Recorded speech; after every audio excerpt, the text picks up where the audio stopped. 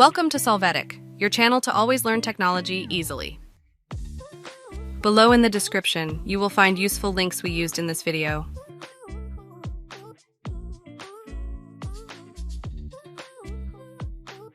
Today in Solvetic, we will see how to fill text with image in PowerPoint.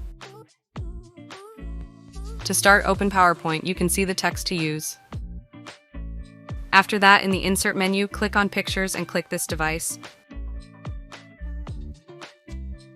You are going to select the desired image. When you do, click Open.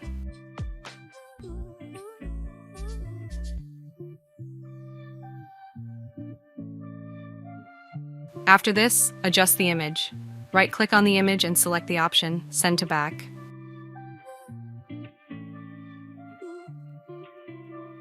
You can modify the color of the text so that it is visible on the image.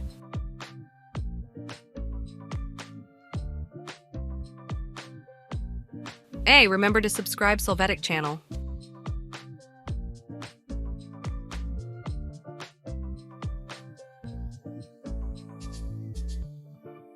We hope it has been helpful for you.